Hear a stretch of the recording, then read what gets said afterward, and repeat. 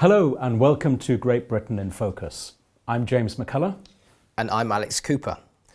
We start today's episode with an interview with a courageous priest who set up a charity to support the persecuted Christians in the Middle East. Yes, Fr Benedict Kiely first visited Mosul, which was the epicenter of the ISIS campaign of terror across the region, in 2015 when he prayed at the tomb of Jonah of Nineveh. His account of the Christian community's suffering and perseverance in the face of the onslaught should inspire Christians in the West not to be timid about our faith in Jesus Christ. So Fr Benedict highlights how both aid and advocacy are equally important in supporting Middle Eastern Christians to be able to stay in their homeland and to rebuild the original faith of the region. Hello, I'm here today with a very special guest, Fr Benedict Kiely, who's the founder of Nazarean.org. Fr Benedict, welcome to Walsingham. Thank you, Kevin. Nazarean.org, what's that about?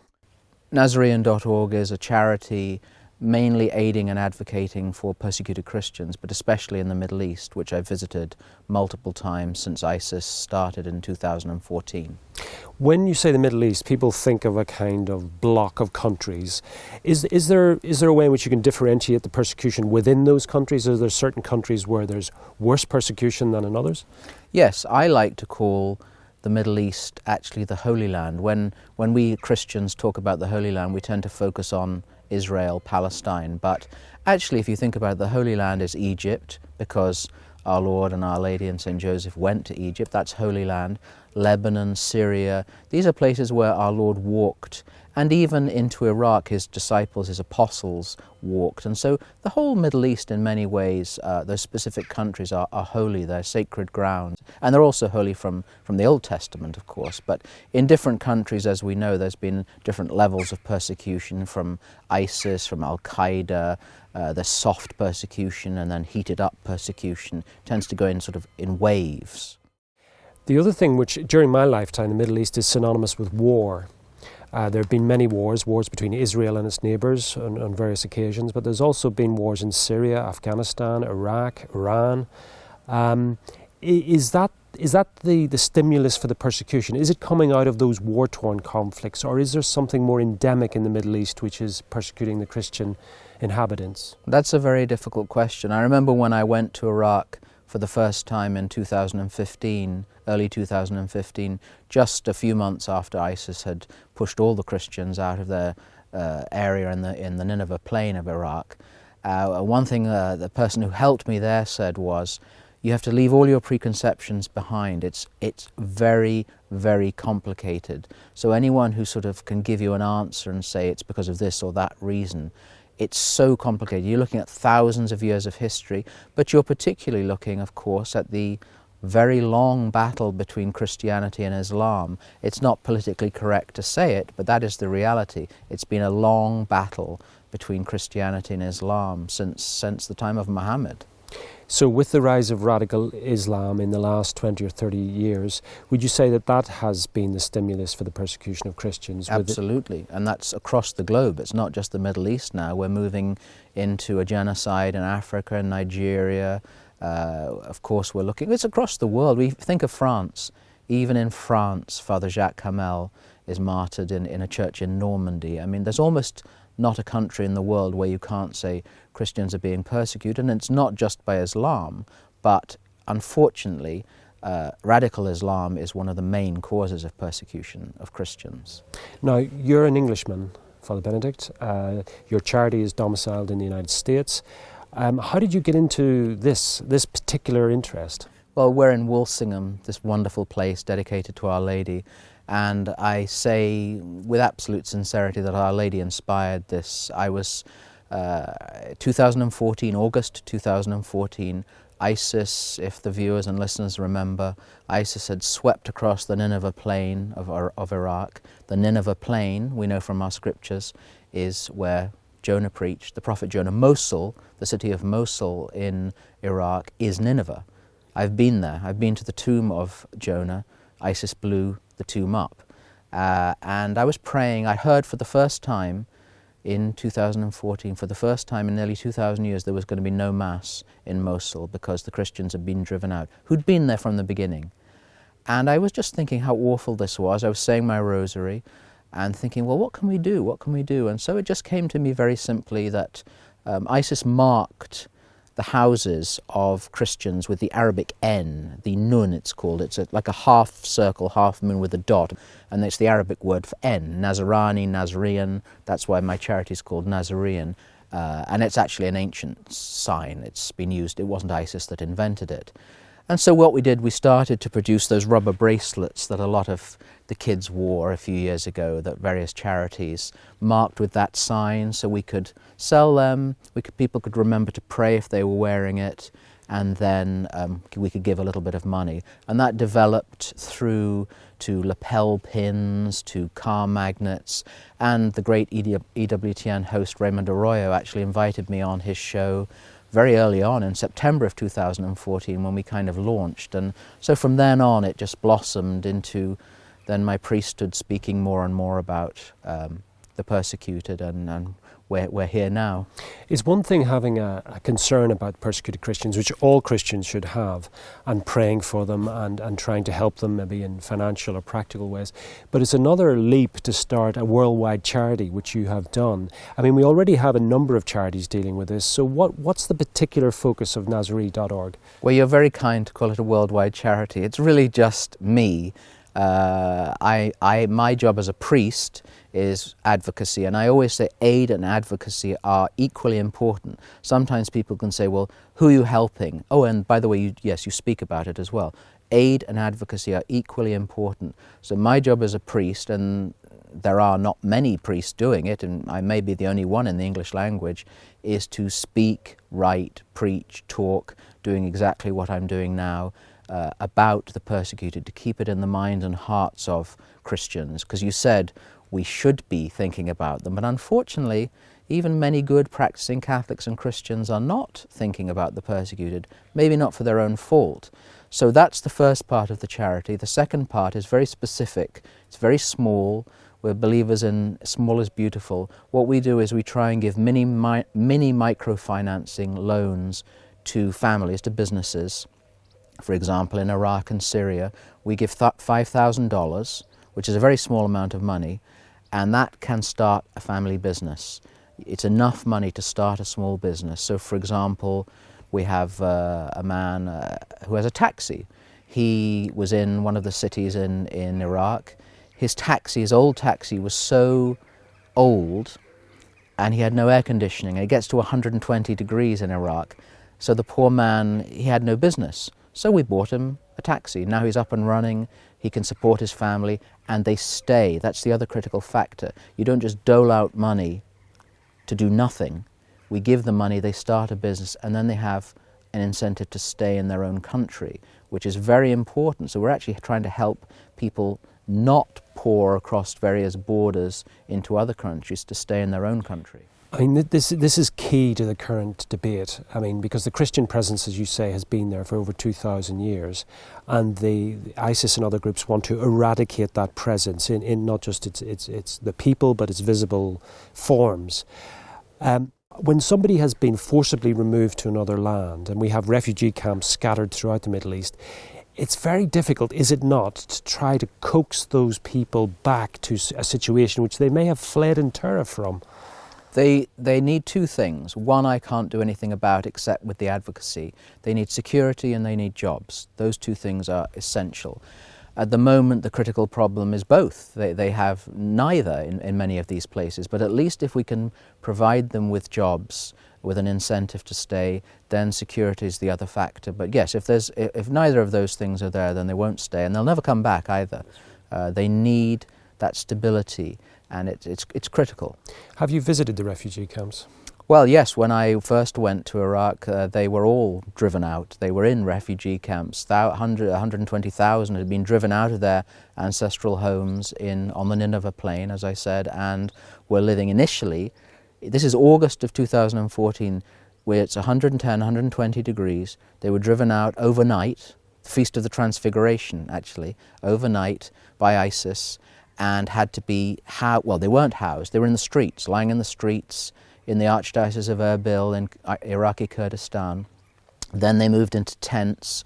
By the time I got there in May of 2015, which was only, as I say, a few months later, they were put in what they called containers. They were effectively sort of shipping containers, families, 8 people, mum, dad, grandpa, grandma, and children, in a shipping container. Then they moved finally many of them into some kind of housing. But it's a shocking thing to think of. Most of us can identify. These are people just like us. They had jobs like us.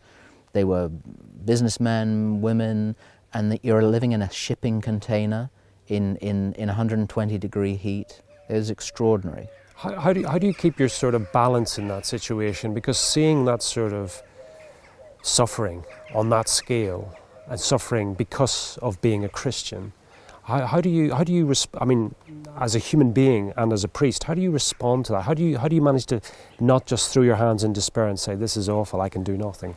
Well, bizarrely, it's very inspiring in many ways. Every time I've been to Iraq or Syria, which I've been to now once, is an inspiration, because you see people who love their faith, who will not deny their faith, who will in fact lose everything for their faith. And when I say everything, I mean everything, down to virtually the clothes they're wearing, that they've given everything for their faith. And so I've always come back inspired, and they're not perfect people, they're just like us, they have many faults and failings, but that's such a factor for us in the West to see. We've allowed ourselves to get a bit blasé about our faith and to be a little shallow, perhaps a little lukewarm, and these people just, they remind you that what's more important than the faith? Even life itself is not more important. Do you see a bigger picture here then, that there's a way in which they are teaching us something in the West? They are very much teaching us. They're preaching to us about the importance of the faith. As everything I just said, we've become lukewarm, we've been willing to deny. We are not being persecuted to the point of death yet, but we are certainly being told to hide our religion, to keep religion behind closed doors, to keep it within the confines of the church, not to bring it into the public square. And that's the inspiration that the persecuted give us, to not be scared of the faith. In fact, to be proud and happy about the faith. That's what we need. We need people who are happy about being Catholic Christians and to promote that. Wonderful.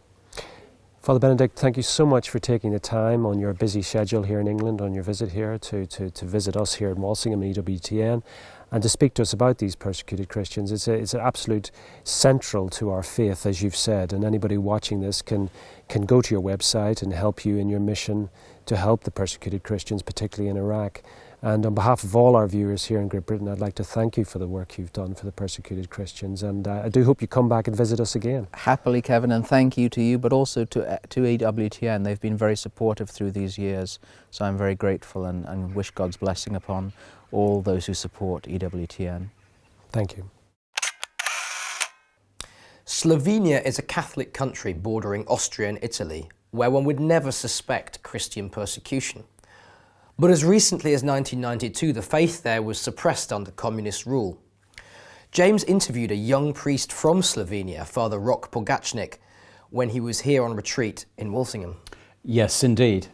He speaks very much about the beauty of his own country, but also about the time when the church suffered much persecution there. Indeed, many graves are still being discovered to this day, with much healing still needed across the society.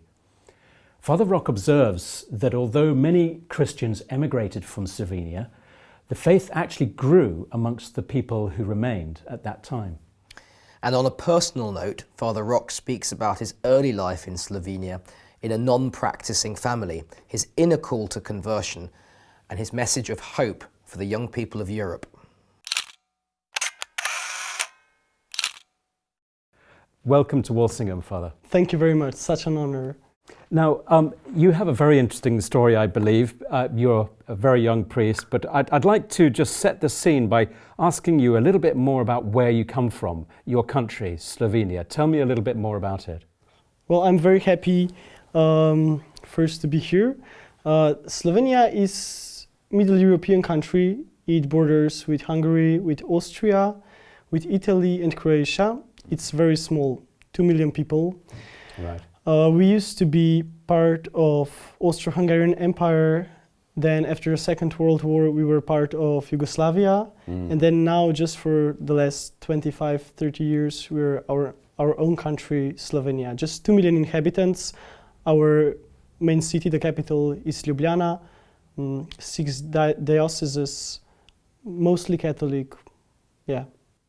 And just to sort of give the viewers a bit more context, what's the geography of your country like? What does it look like? Oh, it's very diverse. You can find seaside. We don't have much of a shore. It's a few kilometers, but there are mountains. For example, from the place where I come, there are high mountains, 2,000 meters and more.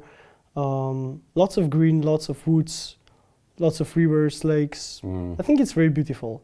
If you haven't been, welcome. It's on my list already to go. Good. And you mentioned it was part of the former Yugoslavia. Yeah. So under communism under Tito's communism. What was that like for the country? Well,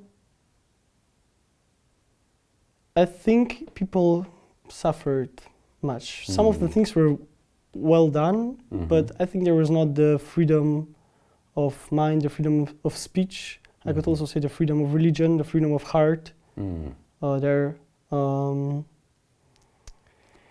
revolutionaries took the country after the Second World War with lots of violence. Lots of innocent people died, lots of Christians, lots of priests. We still haven't sorted this out. I think that's a problem of Slovenia today. Right. It's every year we find a new grave of people who were martyred, who were killed because they were not of the same political opinion, without any trial, or also civilians, that's the word. Right, yes. Yeah, so I think some of the things were, many people would say that sometimes it was not that bad as it comes to the economics, but we are very happy to have our own country now, our own freedom. We were never part of Yugoslavia, of Balkans in that way. More Western Europe. I would say so. I would say so, yeah. Okay, good. And it sounds like the church suffered persecution under the time of the communist rule. What happened to the faith of ordinary people in this time? Well, that's interesting. Many people emigrated from the country because of all the problems after the war. So because of the killings, because of the persecution. So we have many groups going to Argentina or to Austria or to USA. And the faith itself, I would say, grew in people because they felt like the church is the alternative to what they can experience in their everyday life. And the communism tried to do everything to get the life of the church and of the Christian life out of the everyday life. Right, yeah. I see. So that's the legacy of communism. Even, I mean, I think it ended in 1992, didn't it? Yeah, even a bit before. So tell me about your life and about your upbringing. How was it? Okay, so I don't come from a very Catholic background. Okay. They dropped me out a few times, or every Sunday, to go to Mass because I went to catechesis and I had to. Sometimes they came, my parents, to Mass with me, but it was not like we would pray at home or something. Quite a secularized family, right? I would say. But I should say I had a very nice childhood. It's, you know, the places around us, there's a lot of nature, and I spent a lot of time outside playing with other children. Any brothers and sisters? No. I'm the only child. Only one. And it was interesting how I got involved in the life of church very much. When I was around 9, I always felt something great when I encountered beautiful liturgy and the singing and beautiful vestments. And even when I was little, I said to myself, well, I could do that. I could be a priest. He talks to a lot of people. He does all those nice things, sings and everything. So probably the liturgy was what attracted me very much. And once when I was around 9, I was watching a soap opera or something Spanish or Venezuelan. All right. And there was a priest killed in it.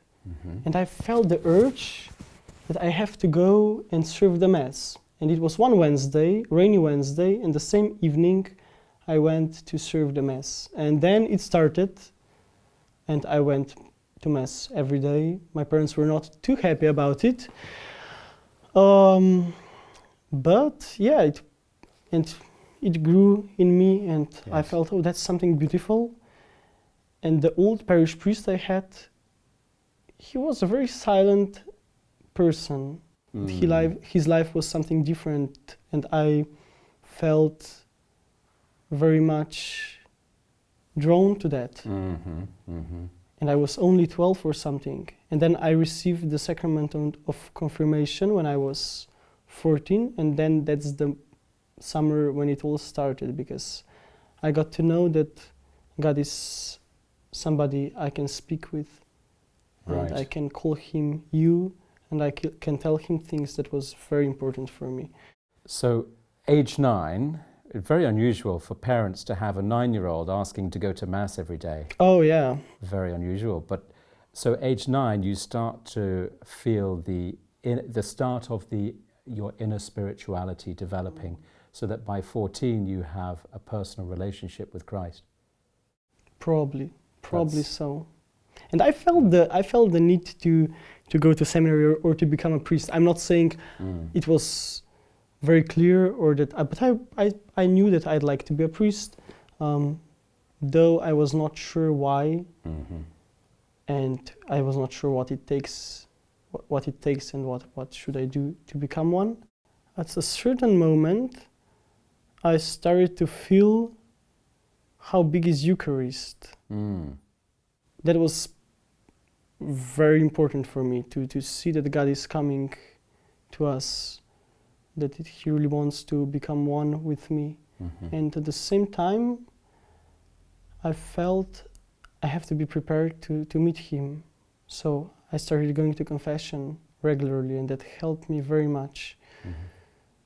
That's one point. And the second one is that I was talking to my friends, and I saw how much help and how much God they need in their lives. So that was just like another tick for the priesthood. And what are your hopes for the church in your country, Slovenia, and for the rest of Europe? Oh, I'd like her to find the beauty of adoration again. I think the one thing that struck me was seeing what a profound silence it was when we were all taken aback by the fire in the Paris Cathedral of Notre Dame. Yes. And I felt that Europe felt at that moment that we're in crisis, but it's not a crisis of politics, it's a crisis of a man who forgot to honor God and to love him. And I'd like Europe and I'd like Slovenia to find the beauty of Eucharistic adoration, the beauty of just being in front of our Lord, and the beauty of liturgy, of our tradition, of the notion that it's not human who is in the center of the life, but it's God. And that opens so much. It gives totally new perspective. Still, at the same time, I have to admit that I feel very much that I'm a child of these times, and also my wishes are very much the same, or my needs that are of my peers. But we have to surpass that. That's the grace that works in us. Yes. Yes. And what is your message to young people? You are, sorry, how old are you? 26. You are 26. Yeah. So you definitely fall within that category. What is your message to young people of Europe, of Great Britain? Well, I'd like them to be in contact with God and with themselves, because sometimes we go around and we spend our lives for things which won't bring us happiness, and we spend time, and that time is very important. It has great value, and I'd like people to seek, I'd like youth to seek deeper and to find that they can find happiness in the face of God, which is not just an energy somewhere, but which has a face and has a personality, a very nice one, a very good one, a very a personality for others, and that's Jesus Christ. But I think that I don't want it to be too high and too abstract.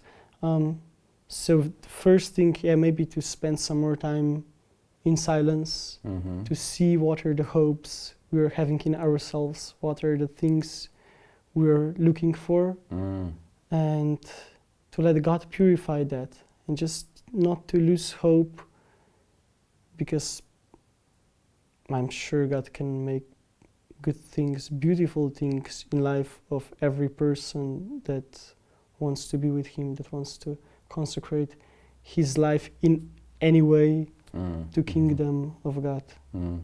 So we wish you a wonderful time back in your new parish as assistant priest, and thank you very much for spending the time here with us in Walsingham talking about your life. Father Rok, thank you. Thank you very much. God bless you. And you. Thank you for joining us. Full versions of these interviews will be made available across our social media channels soon. EWTN-GB is a self-funded charity and relies entirely on viewer donations. If you would like to support us in our work, head on over to ewtn.co.uk and click the donate button. We look forward to seeing you again next time. Until then, goodbye and God bless.